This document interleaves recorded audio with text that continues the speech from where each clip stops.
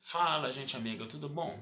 Eu sou Carlos Lose e esta é Batata Espacial, o seu site de cultura nerd e de cultura em geral na internet. E hoje vamos continuar a conversar sobre cinema, vamos continuar a falar da mostra Scorsese que está acontecendo no Estação Botafogo 1, tá?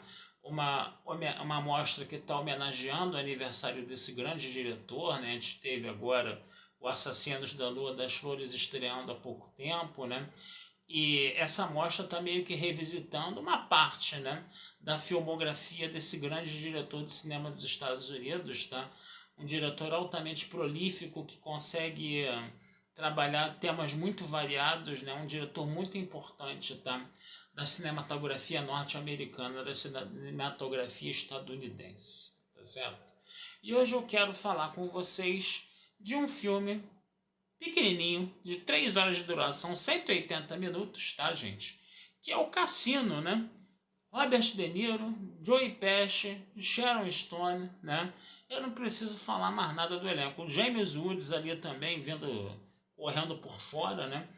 E é um filme bem scorsesiano mesmo. Aqueles filmes que falam realmente de máfia, né? Desse universo ítalo-americano, de submundo, coisa e tal, né?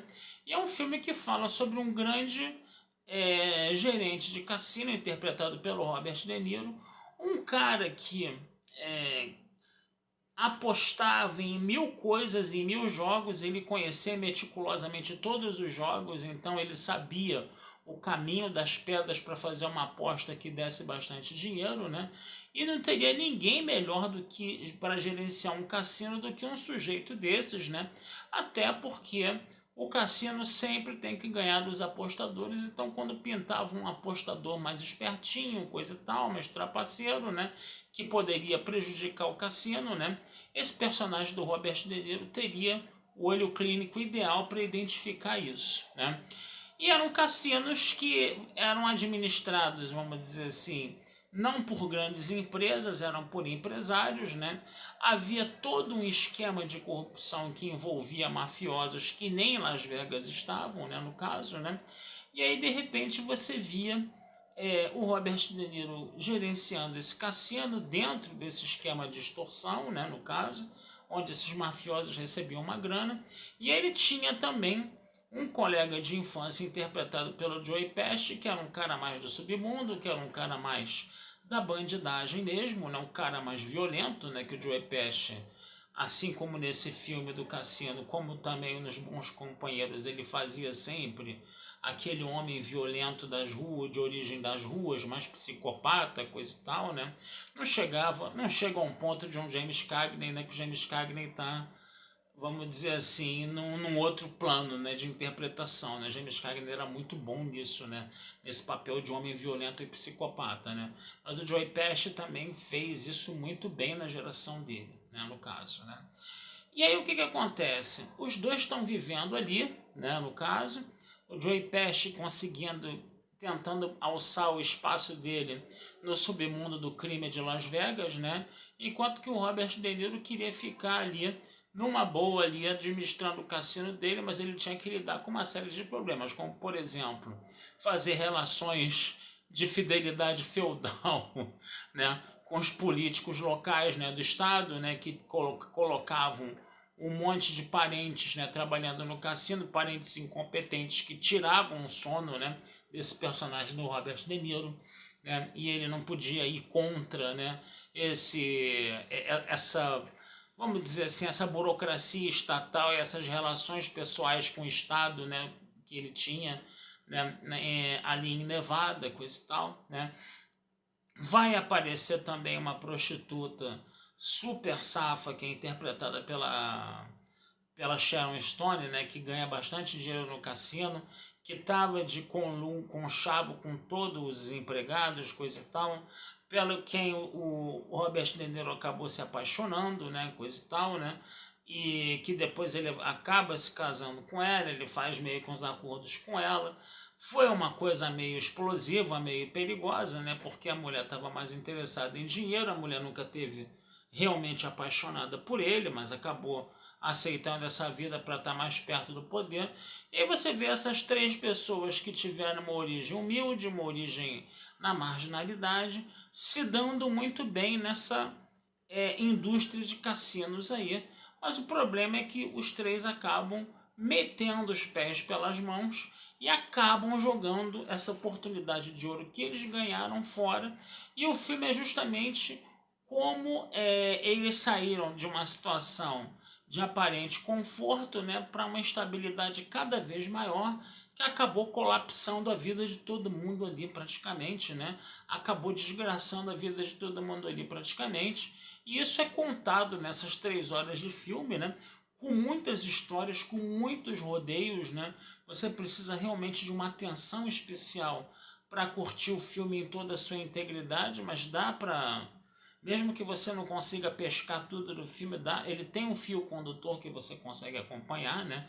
Que é a ascensão e queda, né?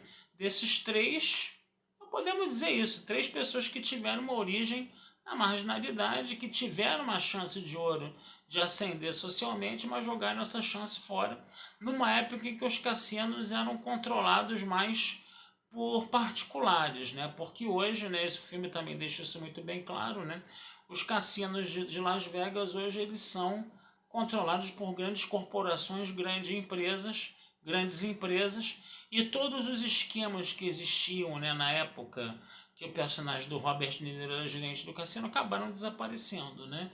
E hoje o cassino tem uma outra estrutura, né, muito mais ligada a essas grandes corporações.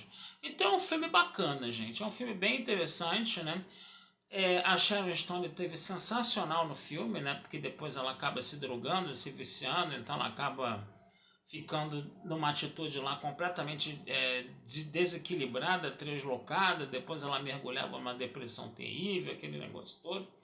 E o Robert De Niro, a gente não precisa falar nada, né? Ele era o cara lá mais cerebral, que queria só administrar o cassino dele, embora ele tenha feito, o personagem dele também tenha feito umas coisas meio inusitadas ao longo do filme, né? Mas o Joey Pesci ainda é o grande destaque, né? Porque o Joey Pesci é aquela coisa. Você, quando vê um filme do Joey Pesci com Scorsese, você vai imaginar que ele vai fazer aquele marginal durão das ruas, né? Com aquele toque de psicopatia e de extrema violência. Ele entregou tudo isso, né? Como ele entrega também Bons Companheiros, né? Só que nesse filme ele desenvolve um relacionamento, né, com a Sharon Stone, né? Que num primeiro momento é aquela coisa do amigo que orienta, que vamos dizer assim, ajuda, né, a esposa, né, do personagem do Robert De Niro, como se fosse uma coisa meio desinteressada, mas depois a coisa vai se desenvolvendo para um caso amoroso. Então, quer dizer, foi um outro aspecto, né, da interpretação do Joey Pesci que você não vê muito, né? Por exemplo, em Os Bons Companheiros você não tinha esse lado mais doce, esse lado mais sereno, esse lado mais cativante do Joey Pesci que você vê em Cassino, especialmente quando ele contracena com a Sharon Stone. Quer dizer, os momentos em que Joey Pesci e Sharon Stone contracenavam juntos, cara, realmente foram momentos muito bacanas desse filme, tá? Eles são realmente uma coisa à parte aí, entendeu? Que seria o diferencial do filme, né? Com relação a outros filmes do Scorsese que o Joey Pesci trabalhou, né? Então é interessante da gente perceber isso, né? E é um filme que realmente o Joey Pesci teve a grande chance, entendeu? De mostrar todo o seu potencial como ator, né? Fazendo 2 personagens bem diferentes, né? Num só, né? O grande barato do filme acabou sendo isso. Tá certo, gente? Vou ficando por aqui, tá?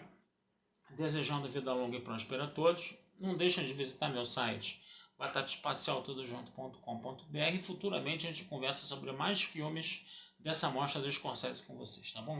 Um abração, fui e até a próxima.